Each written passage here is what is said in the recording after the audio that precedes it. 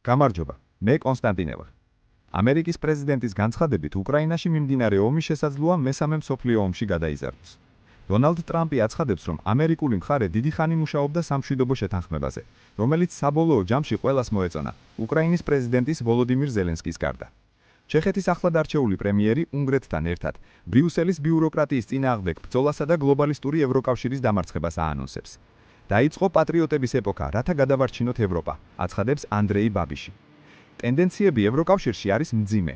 შეერთებული შტატების მოქმედი ადმინისტრაცია ზუსტად იმავეს იმეორებს, რასაც ჩვენ ვამტკიცებდით წლების განმავლობაში, აცხადებს ირაკლი ყობახიძე, რომელიც მშვიდობის საერთაშორისო ფორუმში მონაწილეობს.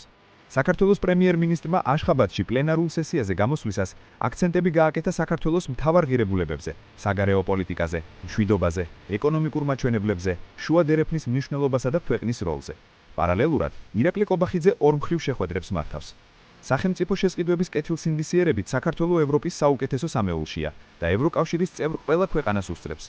ტულევა ევროპის ანტიკორუფციული კვლევის ცენტრმა გამოაქვეყნა და ის ევროკავშირის წევრ და კანდიდატ 41 ქვეყანას მოიცავს.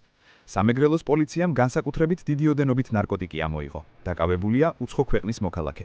უცხო ქვეყნის კიდევ ერთი მოქალაქეა დაკავებული დიდი ოდენობით ფსიქოტროპული ნივთიერების შემოტანისთვის.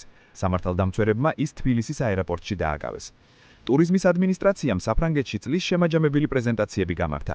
პარიზსა და ლიონში გამართულ ღონისძიებებში 10 ქართული კომპანია მონაწილეობდა. თბილისის მთავარი ნაძვის დღეს საზეიმოდ საღამოს 8 საათზე აინთება. დღესვე გაიხსნება საახალწლო სოფელიც.